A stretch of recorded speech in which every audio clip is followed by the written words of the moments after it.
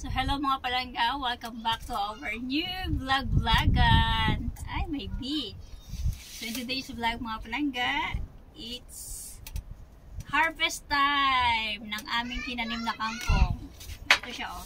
So paano nga ba kami nagtanim ng kangkong? So first of course, bumili muna kami ng kangkong leaves dahil kami ay nagsinigang before. So syempre yung kanyang, alam mo yung sa dulo na medyo matigas na, instead na itatapon namin, tinanim na lang namin. So that was only 5 pieces lang na parang stem na harvest stem.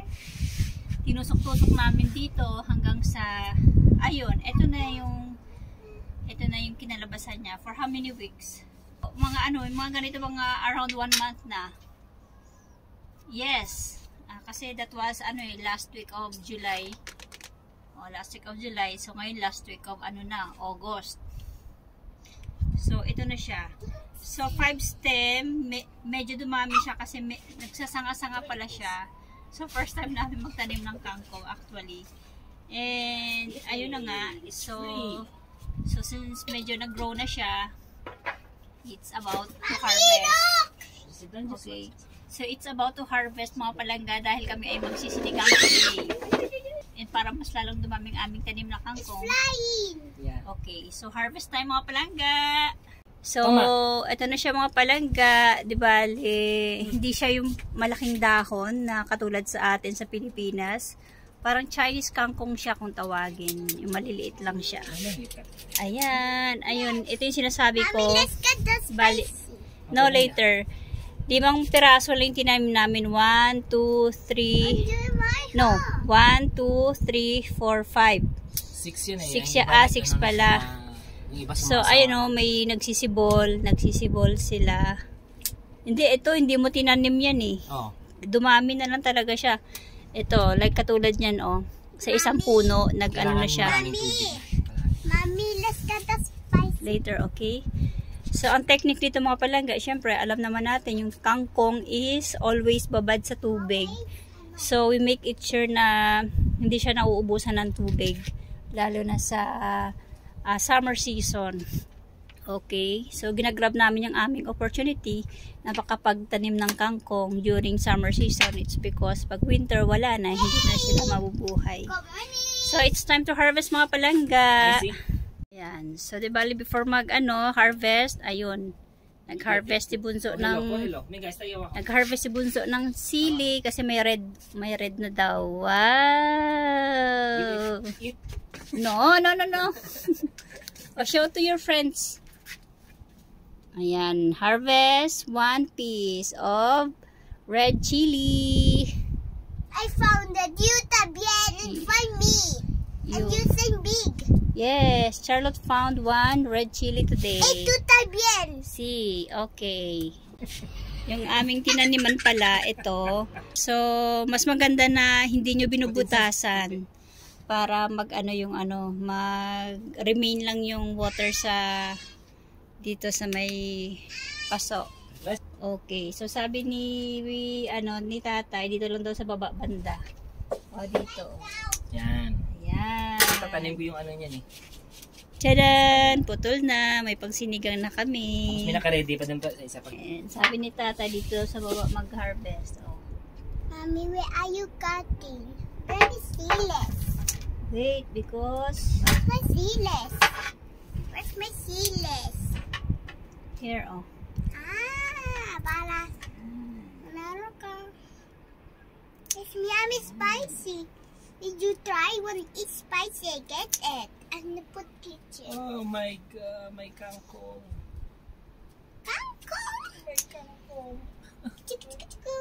Do you like spicy? Yeah, I don't like spicy. Why? Pica mucho. No, like it's yummy. Hindi ka baba pa yan. Yummy. No, wait. Ubusin mo na ito po. Spicy red and spicy red bien lira. Pinakababa. Mommy, look. Bale, okay. Let's cut it now. A little here.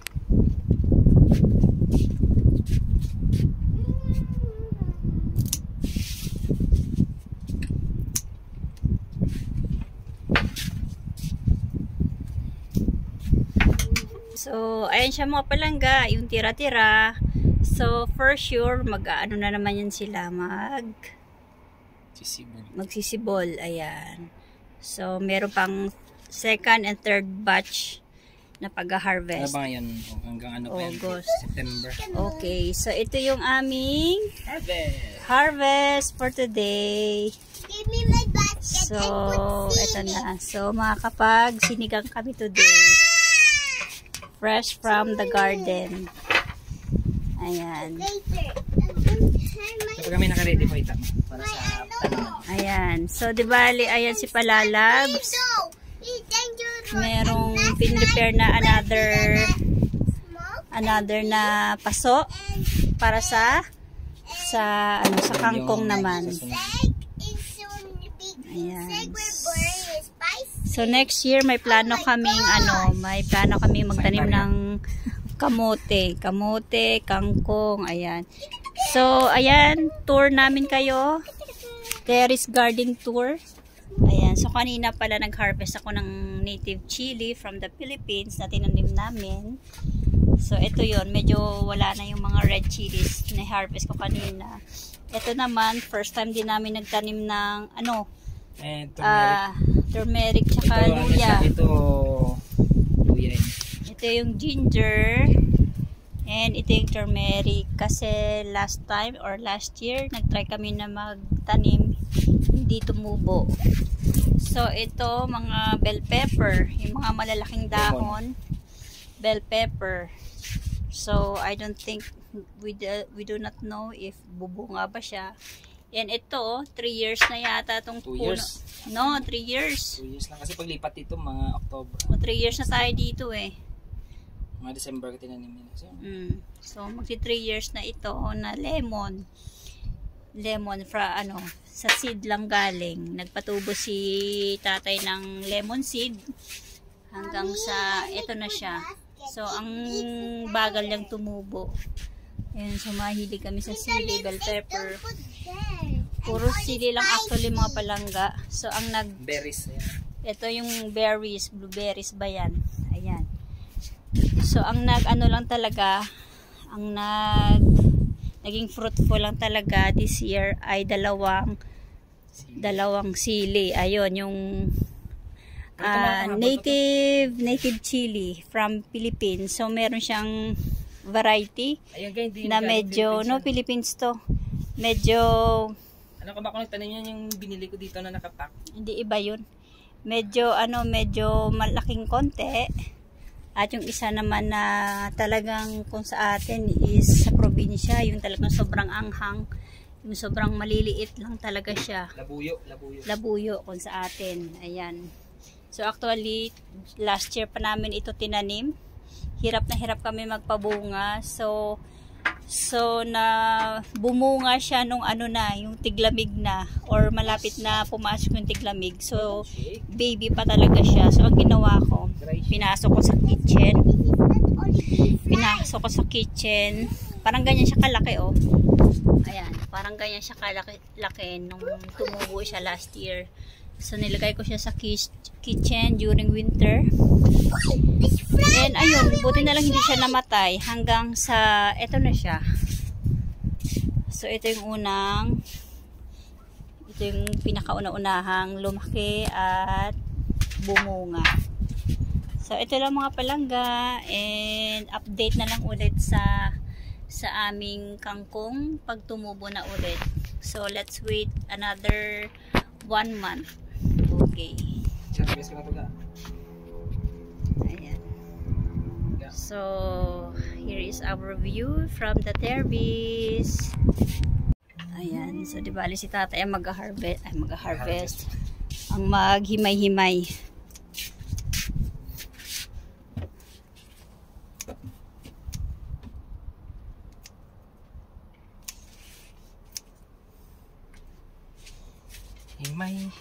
Himay.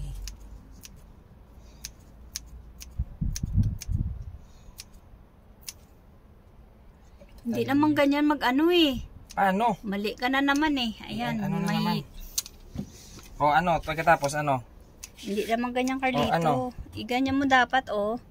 Ayan oh. Dapat may sanga-sanga siya nakasama. Ah, okay. Ikaw puro dahon lang, hindi ganyan. Ganyan Hindi, dito sa gilid yan eh. Sa baba. Ito sanga na lahat. Oo. Ano ba yan? Konti lang itatanim ko. Sus Mariosep. Hindi mo bubuhay. Tingnan natin. Pwede pa nga magulay eh. Ang problema, gusto niyang itanim. Kaya puro dahon na lang ginuha.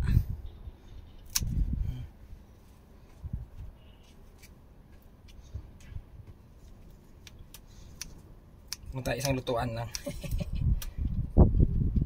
Ito brown guy.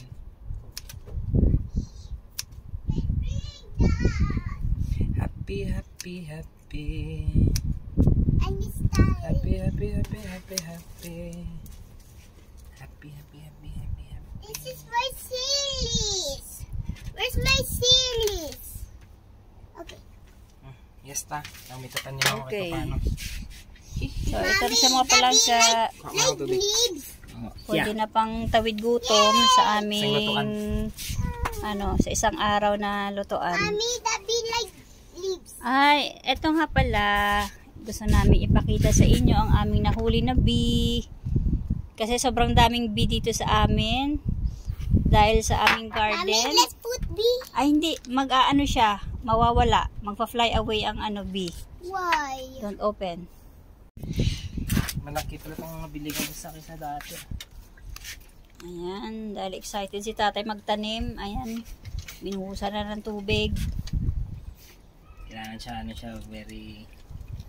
Kumbaga, di ba sa atin tumutubo ito sa parang sa mga swamp. Kita, Daddy.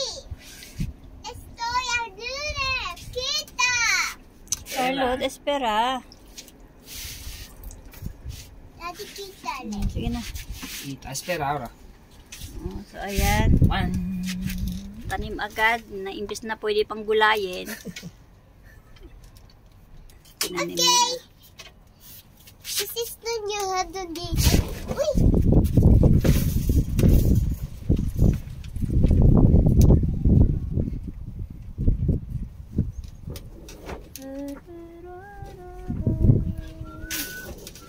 Yan ba ito? Sobra.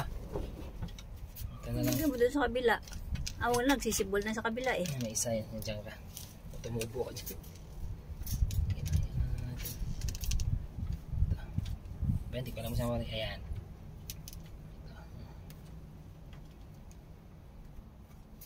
Yes ta. Yay! Nagyan pa ng tubig. Kailangan siya matubig. So, another plenty of water.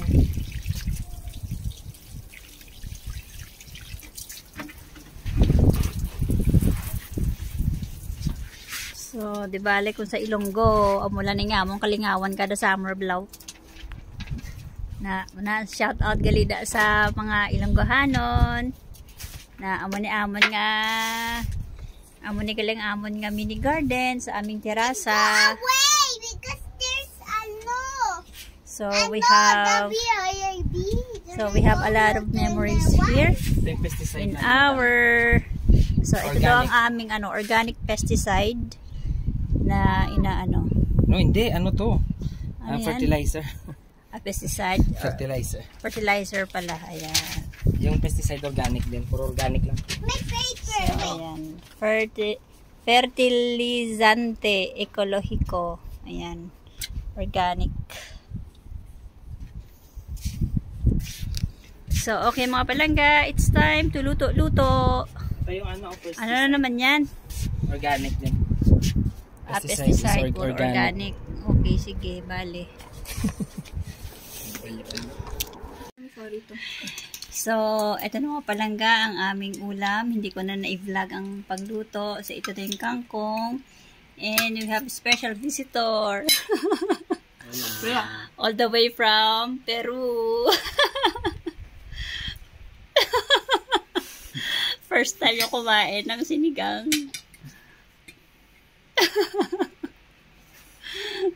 Luto.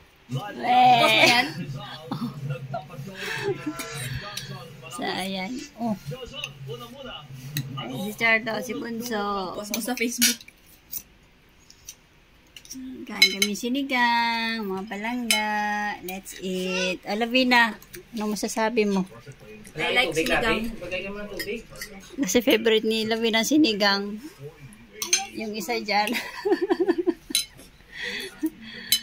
So, hindi daw sila sanay na yung sabaw hinahalo sa kanin. Separate. Eh dito sa atin, minimix. Ayan, kain mga palangga.